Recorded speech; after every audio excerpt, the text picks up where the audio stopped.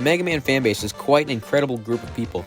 I've seen great things come from them, especially in the form of fan games, but they have one glaring flaw that's really been starting to grind my gears for a while now. They're never pleased with anything.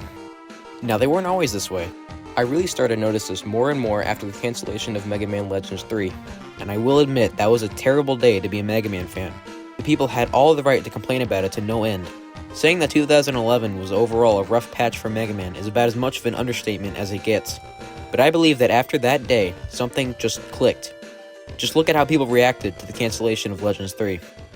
I hang up my hat. I'm never buying another product from them again. Capcom is dead to me. I will never look at the company the same again. It's official. Mega Man is dead. Like I said, I understand being utterly upset with Capcom.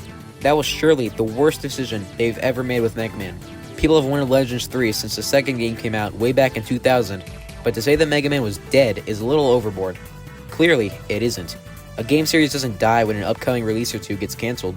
It dies with the community, and evidently, the Mega Man community is still thriving. Mighty No. 9 was truly something, alright. Just getting the game out on store shelves was an uphill battle with the constant delays. In 2015, the devs released a little browser game to show people that, yep, this game still exists.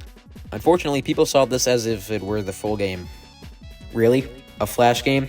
Let me know when there's an Android Infinite Runner game with ads and in-app purchases next so that I can enjoy the glorified series. Why are you so mean and sarcastic? Can't you just be nice? Ow! What is your problem? Dude, it wasn't supposed to be anything major. It was just something to hold you over until the game came out. This still happens today as well. A couple of weeks ago, a Japanese soft drink company partnered with Capcom, more specifically Mega Man, to help sell more products. There were also some pretty sweet perks for the promotion too. But overall, nothing too major really. But some people still had to bitch. So that makes it almost 1,860 days since the last proper Mega Man game? Cool. This right here is my main issue with the community. If it's not a brand new release, they're gonna complain about it. I understand that people have been aching for a new release that isn't a re-release for half a decade now, but you have to understand that Capcom can't do this forever. Yeah, they don't make them like they used to. No shit, they've been doing this for 40 fucking years. Obviously, they're gonna slow down at some point. Could this have been avoided though? Yes, absolutely it could have. Back in the 90s and 2000s, they would make a new Mega Man game every year, sometimes multiple a year, which ultimately led to oversaturation. And now we're lucky to see Mega Man X in the background of a Capcom calendar. But these people still believe that we should be getting the same new releases the way that we did back then. Mega Man fans when Capcom doesn't make new games at the same rate that they did in 1998? Protodude himself even made a statement on this a while back, and he makes a solid point. Everyone has a voice, an opinion, and a say. As long as you're not being a dick to someone directly, your comment gets published. I can't control the cynicism from my readers. It's entirely out of my hands.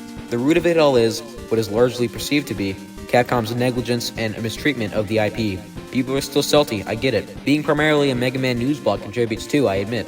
It's where people go to hear about things happening, or lack thereof. The comment section is very much a lightning rod to all kinds of personalities. Everyone has a voice, and it's always good to ensure that people use it. Free speech is a great thing to have, and I'm not saying we should never criticize Capcom. Everyone needs a little criticism. But all these people do is just bitch, bitch, and bitch. This doesn't just happen on Rockman Corner. I see this everywhere. For example, my very own comment section. Here's a comment from a video I made a little while back about Mega Man X9 and its chances of happening in the near future. They're just gonna release the Star Force collection or something. X9 to me will be forever a myth.